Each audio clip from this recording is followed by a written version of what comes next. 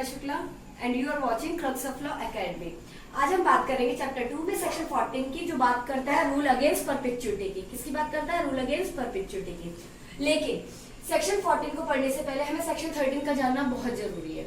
क्यों? क्योंकि सेक्शन 13 जानेंगे तभी हम सेक्शन 14 को बहुत अच्छे से समझ सकते हैं। ठीक है, तो अब हम क्या देखते हैं? सेक्शन 13 क्या देखेंगे? सेक्शन 13। सेक्शन 13 क्या कहता है? लेकिन हम आपको ये बता दें, हम सेक्शन 13 ऑलरेडी हम पढ़ा चुके हैं। हमने एक अपनी वीडियो ऑलरेडी अपलोड कर दी है अपने चैनल पे, तो आप एक बार हमारे चैनल पे जाकर वो वीडियो को जरूर देखिएगा। लेकिन थोड़ा सा मैं बता देती हूँ सेक्शन 13 क्या कहता है। सेक्शन 13 कहता है कि हम अनबॉर्न पर्सन को प्रॉपर्टी को कैसे ट्रांसफर करते हैं। ठीक है, हमें अनबॉर्न पर्सन को प्रॉपर्टी हम डायरेक्ट ट्रांसफर नहीं कर सकते। हमें क्या करनी पड़ेगी? प्रॉपर्टी को ट्रांसफर करने के लिए इनडायरेक्टली ट्रांसफर करनी पड़ेगी। ठीक है, वो कैसे होगी ट्रांसफर? जो पर्सन है जो प्रॉपर्टी ट्रांसफर करेगा उससे पहले एक प्रायर इंटरेस्ट क्रिएट करना पड़ेगा। क्या करना पड़ेगा? प्रायर इंटरेस्ट क्रिएट करना पड़ेगा प्रॉपर्टी को ट्रांसफर करने के लिए।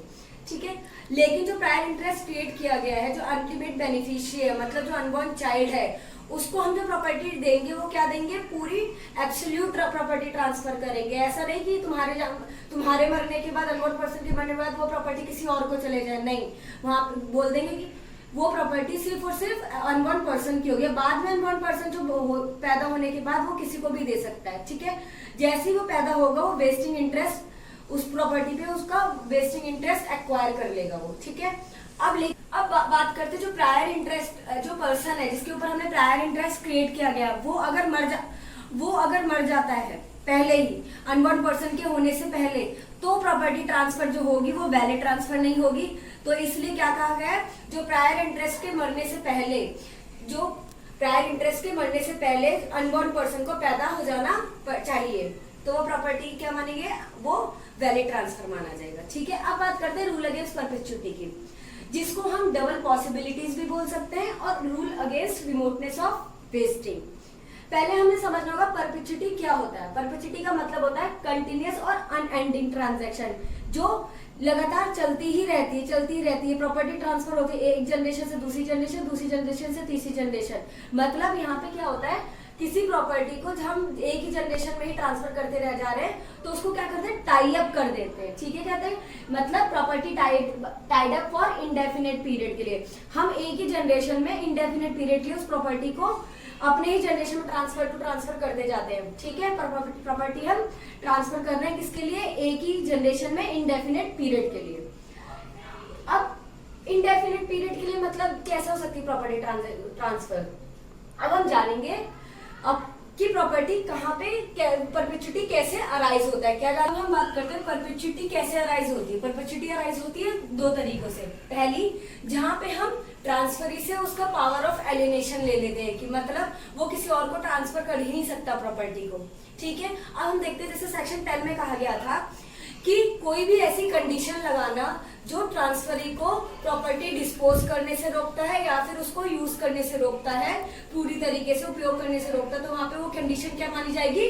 वॉइड मानी जाएगी। ठीक है, तो यहीं पे takes power of alienation from transferee. Transferee से कोई हम क्या ले लेंगे? पावर ऑफ एलिनेशन ले लेंगे। ठीक है, अब क्रिएटिंग फ्यूचर रिमोट इंटरेस्ट, हम किसी प्रॉपर्टी पे फ्यूचर रिमोट इंटरेस्ट क्रिएट कर देंगे, तब वहां पे क्या आ जाएगा? परपेचुइटी आ जाएगा।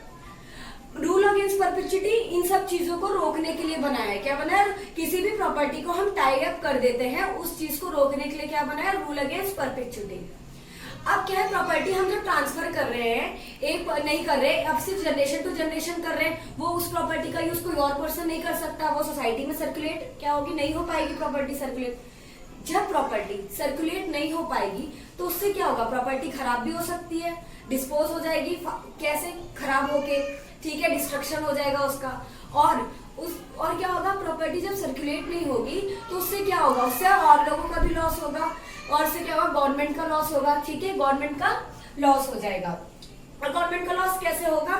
गवर्नमेंट का लॉस होगा जैसे हम प्रॉपर्टी को खरीदते हैं तो वहां पे क्या करते हैं? रजिस्ट्रेशन कराते हैं, और रजिस्ट्रेशन कराते हैं तो रजिस्ट्रेशन कराते वक्त क्या होता है? हम स्टैंप ड्यूटी लगाते हैं, स्टैंप ड्यूटी लगती तो पैसे देते हैं। हम रजिस्ट्री कराते हैं प्रॉपर्टी की तो हम पैसे देते हैं। तो उस रजिस्ट्री कराने से क्या होता है? गवर्नमेंट के पास रेवेन्यू, वो पैसे जाता है, गवर्नमेंट के पास क्या होता है, रेवेन्यू जनरेट होता है। रेवेन्यू जनरेट होता है तो क्या होता है, गवर्नमेंट अपनी पॉलिसीज बना सकती है। तो क्या होगा, जो हम तो गवर्नमेंट ने क्यों बनाया, गवर्नमेंट ने इसीलिए अपने लॉस को और प्रॉपर्टी का डिस्ट्रक्शन रोकने के लिए, लॉस को रोकने के लिए क्या बनाया है, रूल अगेंस्ट परपेचुइटी का रूल बनाया गया है। ठीक है, क्या बनाया, सेक्शन 14 का रूल अगेंस्ट परपेचुइटी। अब हम देखते हैं रूल अगेंस्ट परपेचुइटी कहाँ एप्लीकेबल, कहाँ होता है, क्या कंडीशन होती है। जो रूल अगेंस्ट परपेचुइटी, इसमें कहा गया है कि हम कुछ टाइम के लिए प्रॉपर्टी को टाई अप कर सकते हैं। कब टाई अप कर सकते हैं, जब हमें बेनिफिशियरी ना मिल जाए, अल्टीमेट बेनिफिशियरी ना